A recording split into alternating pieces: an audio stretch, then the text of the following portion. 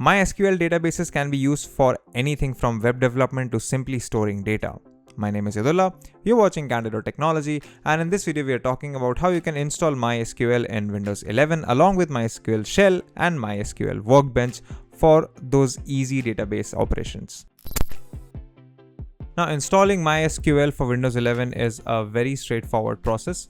The first thing that we have to do is head over to the official MySQL website. So that's going to be mysql.com. And then we're going to head over to the download section.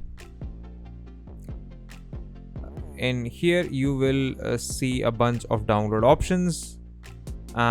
Just scroll all the way down and click on MySQL Community Downloads. And then MySQL installer for Windows. Now this will ask you to select the version. So which version you want? We want the latest one. Operating system is going to be Windows, and then you will have two installers here. We are going to go ahead with the full community installer, which is the bigger one in size. So let's go ahead and click download, and then it will ask you to sign up for a free account. We don't want to do that. So click on no thanks, just start my download, and your download will begin. So I'm just going to save it and then run it when the file is completely downloaded. Alright, so our download is now complete. So let me just close my browser and head over to the folder where I've downloaded this. Yes, so double click the installer file to start the installation wizard. Give it a second to load up. Provide administrative permissions. Provide more administrative permissions, and should fire up any second now. Yes. So the good thing about MySQL installer is that it really allows you to dial down your installation. For most people, I would recommend going for the full install here, which installs everything. But if you just want the basic things that you need to get your MySQL installation and databases up and running, you can go ahead and select custom, then click next. So in here, we're going to select our different products. So I'm going to select the MySQL server, of course. Then we need the MySQL Workbench. So it's going to be that. I also need the MySQL Shell. So as you can see, I now have MySQL Server, Workbench and Shell ready to be installed. So we'll go ahead and click next again. Now it will check for any sort of requirements that your PC may not be matching, like Visual C++ or anything of the sort. As you can see, mine is all ready to go and installed. So we can just go ahead and click execute, and the packages will automatically start installing. Okay, so as you can see, all three of our components have been installed. So we'll go ahead and click next, and now we'll start configuring our MySQL server. Click next once again, and now this is where you can really dial in everything about your MySQL server.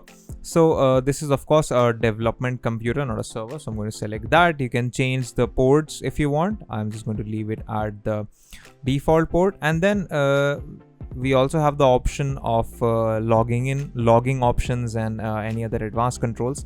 So let's set this up. Go ahead and click next. You can leave this checkbox disabled unless you want logging settings and if you want to change them. So go ahead and click next. Next up is authentication method, which is going to go ahead with the recommended setting. And now you have to enter your MySQL root password. So this is the password for the root account, and then you can add individual user accounts under it. So I'm just going to type in my password.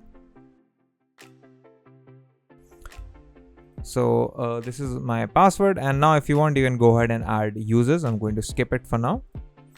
And then it will ask if you want to configure MySQL server as a Windows service. I recommend that you do this because that just saves you the hassle of running the whole thing every time and running into file permission problems and so on and so forth. Click next, and then next up we have server file permissions. Once again, just let it be in the default range, which is grant full access to the user running Windows service. So this means that your user account that you're using and the PC's administrators get full access to the Windows service for MySQL, and that's that. So we'll save it. And then as you can see, these are the configuration steps. Just click on execute and all of these will be completed. Alright, configuration for your server is now successful. So we'll click finish. Then click next. So, and your installation is complete. So you can choose to start SQL Workbench or SQL Shell after this. So we'll go ahead and quickly do that. So this is my MySQL shell. I don't need this, so I'm just going to not quiet. Quit to dismiss this, and this is your MySQL Workbench where you can log into your root account with the password that we just set up. And here you can access all of your databases, create new ones, and so on and so forth. If you want to access MySQL using the Windows command prompt, there is also that option. So if I type in MySQL version here, it says that it's not an internal or external command. That is because we haven't created the symlink yet. So let's quickly go ahead and do that. So to create the symlink, the first thing that we have to do is find out where MySQL has been installed. If you're like me and you did not notice where the installer installed it, you're going to have to do some digging around. So let me do that real quick. Alright, so if you did not change the default path where MySQL server gets installed, you will find it at this path. And this is the path that we're going to add to our environment variable so that we can access MySQL from anywhere that we want. So let's quickly go ahead and search for environment variables. It's right here. Opens up. Wow, went missing. Yes. In here, you're going to click on environment variables. Under system variables, scroll down until you see path and just double click this.